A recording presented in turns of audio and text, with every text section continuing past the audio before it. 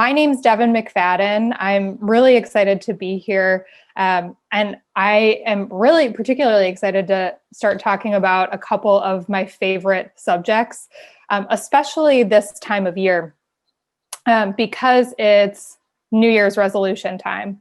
And so many of those New Year's resolutions for so many people are about weight loss, are about how much exercise you can be doing to lose the weight kind of thing. But I have a better New Year's resolution for you, and that is improving your body image and then working on self-compassion. And I'll talk a little bit more about how those two things work together. I'm here to help you with a New Year's resolution where you're deciding you're good enough as you are without changing one thing. Which is a little bit different from what you're probably used to. So this webinar will be fairly quick. It will be quite action oriented. And then we'll work through some exercises together so you can walk away and actually start practicing body image and self-compassion as well. So let's get started. I'm Devon McFadden, like I said. I'm the owner of a small company called Make Eating Easy, where I'm an intuitive eating coach. And without getting into the nitty-gritty of that, I help people take the stress out of eating. For folks who struggle with things like chronic dieting, I help them learn how to eat in a way that is more helpful to them. I have my master's in public health. I'm a certified intuitive eating counselor, like I mentioned, and also a certified health education specialist. Personally, I'm a foodie. I'm a home cook. I love cooking and baking here, as you can see. And it should come as no surprise to you. Apparently, my whole life is all about food these days, which is what I enjoy the most anyway. So I wanted to get started talking about some definitions. We're going to be talking about body image and self-compassion today and how those two things work together. So let's get clear on what I actually mean by those. Body image, very simply, is how you see yourself when you look in the mirror or what you picture when you think of your body. You can have good, neutral, or bad body image, or probably a spectrum of those things, but we'll talk about those three. Good body image is probably foreign to many of us. It's simply feeling really good about your body, really liking your body. If you've heard of the body positivity movement, that's where that spectrum of body image falls. You also have neutral body image, which is also body neutrality, which has become really popular in the last few months, which is a really interesting trend. Hopefully that will stick. We can talk about more of that later as well. But that's more of the functionality of your body. You're not talking about good body image or bad body image, just how my body functions. I don't think about my body that much. And then your other option, final option, is probably the most common, which is bad body image, unfortunately. And that's not liking what you see when you look in the mirror. And like I said, there's probably some things in between. It's a spectrum, but those three generally sum up what we're talking about. And when it comes to self-compassion, we all know what compassion is.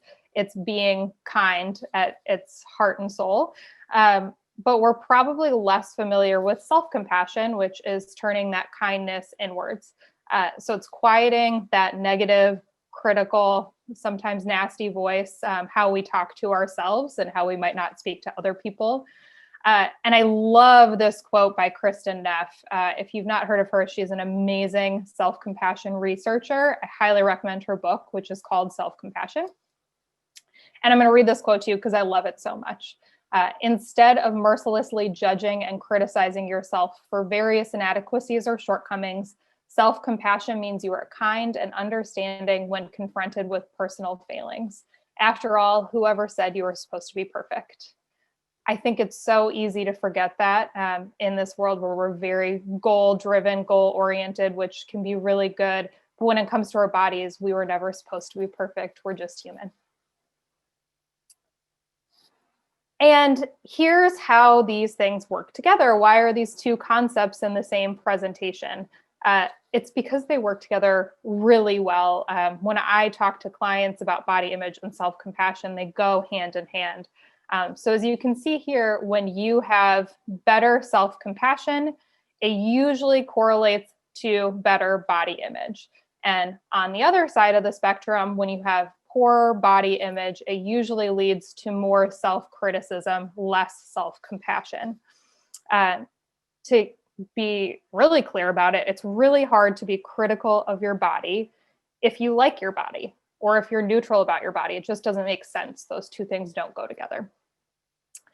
The good side of, or the other side of the coin, the better side of the coin, is that if you improve your self-compassion, you can also improve your body image. And I work with people all the time on improving these things. So it's as if you were practicing anything else in your life, you can get better at both of these concepts. So I want to take a step back and talk about where poor body image and self-criticism come from. These you probably have heard. These are not new concepts about where they come from. I certainly didn't come up with all of it, but it's important to me that everyone realizes that self-criticism, poor body image are not personal failings. They're learned behaviors. We learn them from the society that we live in, which idealizes certain types of bodies, thin bodies. And so the heart of all of that is media. What's been most researched up until recently was traditional media. So you're talking about TV, movies, radio, that kind of stuff. And then social media more recently, and there's a lot of good research coming out about the positive and negative, primarily aspects of social media when it comes to body image and self-compassion. On the traditional media side, I want to share a few pieces of research for these bullets. But one that I think is so interesting with the traditional media to prove that poor body image comes directly from media is this study that was done in Fiji in, I believe it was the 50s, maybe 60s. But essentially, Fiji was a really isolated island at the time, didn't have American media, and American media is thin ideal media typically. But these researchers brought American media, American TV and movies to Fiji, had, pardon me, had women watch that media regularly for a period of time who didn't have access to that media before. And then ultimately they were trying to see what the results would be, the research. And what they found is that where eating disorders didn't exist on the island before, these women started to develop eating disorders at much higher rates than might be expected. And that certainly had not existed before. This is obviously a highly unethical study, and it could not be replicated today. But I think it's a really powerful example of how exposure to media can really impact how people feel about their bodies and how they want to change them. In terms of something like social media, we know now that adolescents who are cyberbullied, particularly for their body size, are 2 times more likely to report being too fat than other adolescents. There's a whole host of other metrics there with social media. And then with friends and family and work and school, those reinforce messages from media.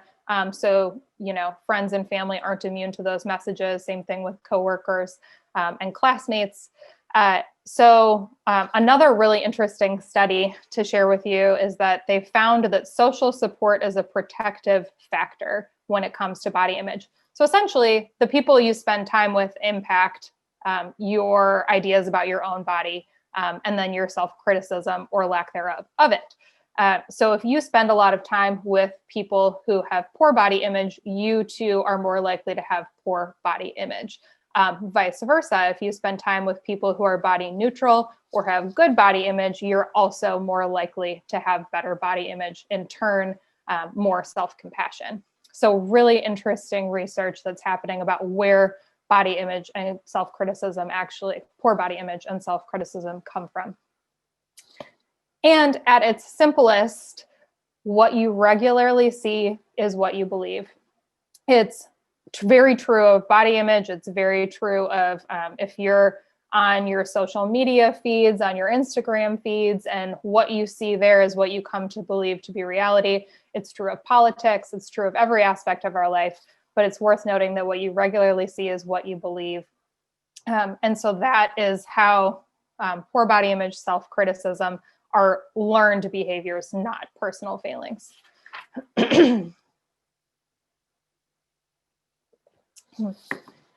So I shared some kind of negative research. I want to share the benefits of self-compassion and body image, positive body image. So you don't have to take my word for it. A lot of really smart, amazing researchers have done the work for us. But some of the awesome benefits of self-compassion, I just picked a few. It's expansive, this research. So overall improved health, we like that one. Less depression, better mental health in general, self-esteem. It improves body image, like we talked about, that little chart that I made. It fosters resilience, self-worth, increased motivation. It's really compelling. Having really good self-compassion can weave its way into every aspect of your life. Similarly, we talked about body image briefly, the negative side of it. Negative body image is a really good predictor of eating disorders. How you feel about your body impacts how you would like to change or not change it.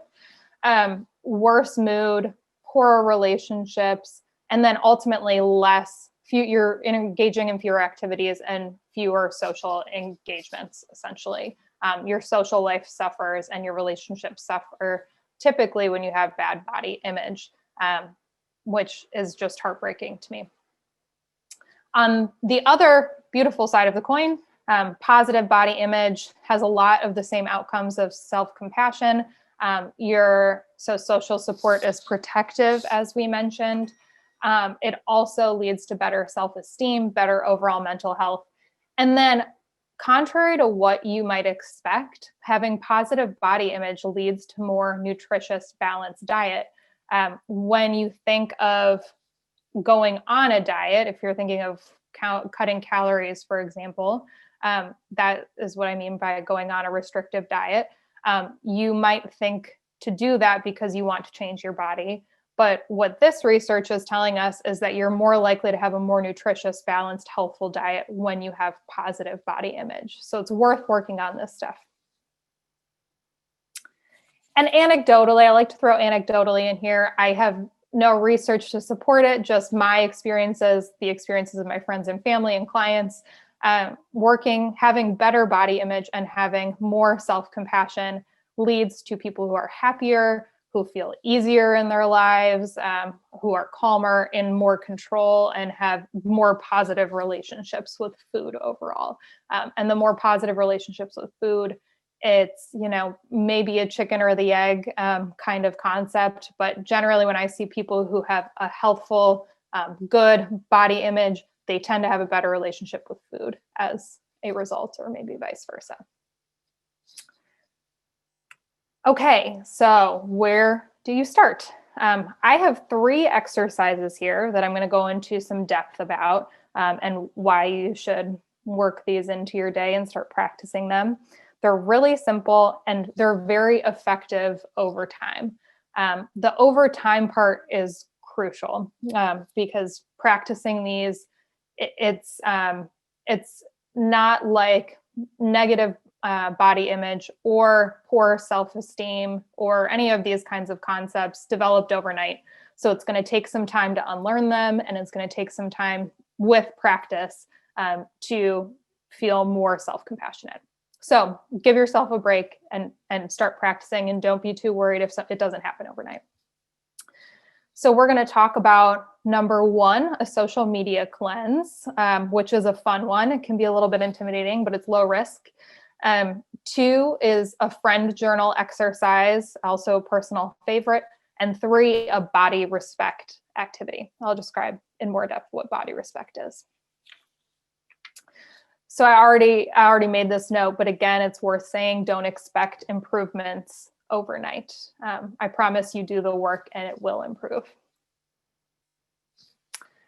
let's talk about our social media cleanse, which I think is really fun and ultimately leads to a lot of eye-opening moments for people. So remember that quote, what you see is what you believe. What you engage with regularly is what you believe to be true.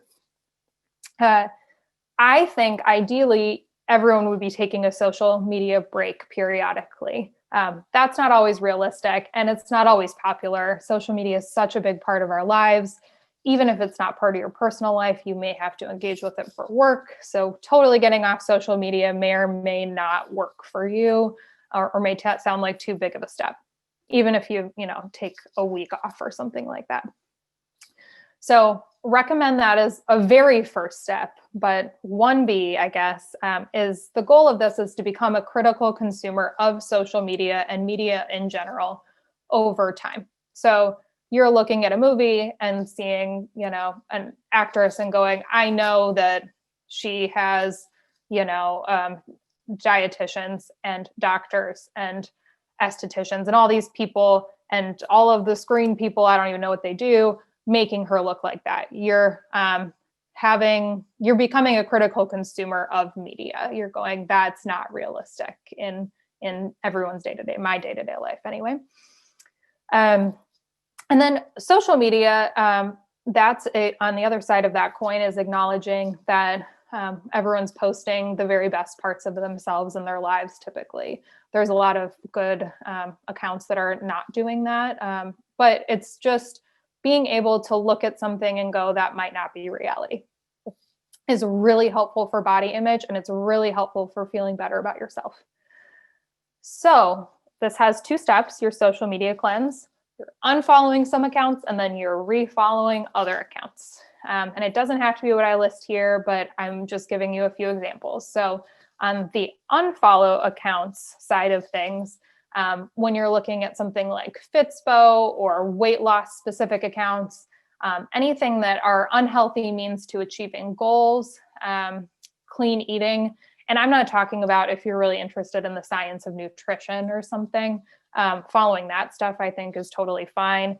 But when it's really extreme with clean eating, like you can only have fruit or things like that, that's not helpful. And it's not very helpful when it comes to body image. So I also think it's good to get permission to unfollow family and friends who aren't in line with your goals, or who maybe your Aunt Sally is following one diet one day and another diet the next, and it feels like she's on a little bit of a roller coaster, and you have permission to unfollow her for a period of time. It doesn't have to be forever. But anyone who is really focusing on unhealthy body image or talking really negatively about their own bodies, it's good to take a break from those accounts. On the other side of the coin, there is a whole world of body neutral and body positive accounts out there. These are just a few that I really like and follow myself. I won't list them out for you, but you can go ahead and reference them. This is going to be posted later. But I think these accounts are fantastic. They're good starting places to see what you like and then be able to click on similar accounts. And I think they're also full of things. They're not necessarily even images of people. They're great quotes. They're talking about research, about body positivity, body neutrality, things like that. And then self-compassion and body image are really at the heart of all of these accounts. So I think they're really good, positive influencers, I suppose. But it takes some time to do the social media cleanse. You don't have to sit and go through every single one of your followers, but just as something pops up, go, is that serving me right now if I'm trying to work on my body image? If it's not, just unfollow it and follow some of these and maybe some other ones that you find that are really compelling to you. And ultimately, you'll be seeing new things and coming to believe new things about your own body. I've seen it happen for, people in my own life personally, and then clients as well. Number 2, I think this can be a pretty profound exercise for a lot of people. And I practice it myself too. So you start by thinking of a time you were particularly hard on yourself or your body. I keep saying body because we're talking about body image, but it could be a time you were hard on yourself about a work mistake or, a conversation you had with someone or anything like that. But I'm just using bodies as an example because that's what we're talking about and that's my world. So think of a time you're particularly hard on yourself and you're going to write down 3 to 4 things, probably 4. 1, the situation. I'm not talking about the Jersey Shore, but you're talking about what happened. Objectively, what happened to lead to number 2. So how you spoke to yourself. That's not necessarily out loud. That is probably internally. And then 3, you're going to think about the situation and pretend like it was your best friend or your daughter or your mom, someone close to you that you love, and think about how you'd give that advice to that friend, to that person. And then if 2 and 3 are different, you rewrite 3 to be about you. So here's an example. I looked in the mirror and I hated my stomach. 2, so that was the situation. 2, you're thinking about how you spoke to yourself. You called yourself fat and lazy, which is brutal, but very common. 3, I'm right now thinking of my best friend. I would never, ever say those words to my friend. It's surprising when you think of the things you say to yourself that you would never say to another person. But I would tell them that they're perfect and wonderful if they were stressed out about what they were looking like in the mirror. So 2 and 3 are different in this case. You called yourself something really negative and you would never call your friend that. So then you rewrite your statement and it becomes, I am perfect and wonderful as I am. For many people, I get what I'm trying to say is you don't need to believe this yet. You don't need to believe you're perfect and wonderful if you're looking in the mirror and not liking your body. I'm not trying to rewrite reality. What does happen though, when you repeat this exercise every time you recall being unkind to yourself, is that you come to believe number 4. It takes a lot of time and it takes a lot of effort, but the more that you tell yourself that you're perfect and wonderful as you are, or however you would speak to a friend, the more that it starts getting woven into the fabric of your day and the less you start talking about yourself negatively. So this whole exercise is about interrupting the negative things that you believe or that you speak to yourself, even if you don't believe that. And the ultimate goal is to do this exercise in real time, which is hard to do. That's the very core of mindfulness or meditation, that you're catching when your mind has wandered and you're going, I'm going to come back to this moment. That's exactly what the goal of this exercise is to give yourself awareness over time. That doesn't happen right away, but the more you repeat the exercise, the more likely you are to be able to do this in real time. So that's number 2. Number 3 is the body respect activity, which I love. I think body respect was just a tenet of intuitive eating, is the best possible solution to poor self-esteem. Poor body image. But there's a difference between body positivity and body respect. Body positivity being, yay, I love my body, and body respect being, I respect my body for what it can do for me, even if I don't love it all the time. For many, many people, it is really difficult to love your body when you've spent so much time hating it. And we live in a world that tells you if you're not perfect, you should hate your body. So no one's alone in this. But the solution to that is body respect, where you don't have to love your body, but you can respect that it is functioning for you to keep you moving and energized and living your life and supporting however you want to live your life. So this exercise, 1, you're going to write down a body part that you typically struggle to love. I'm going to use the example of hips here just because we have big hips in my family. But then you write down the function of this body part.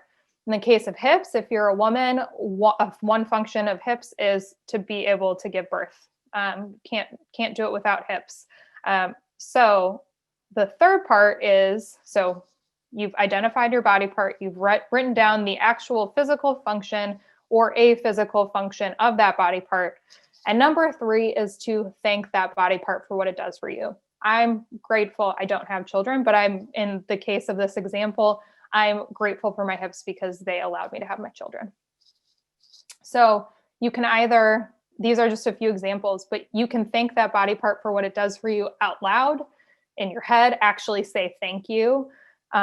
One way of doing a kind thing for it is to dress in clothes that are comfortable for it, instead of clothes that are fitting funny, or, you know, a size too small that you've held on to, something like that. Dress in clothes that are comfortable is a way of honoring your body.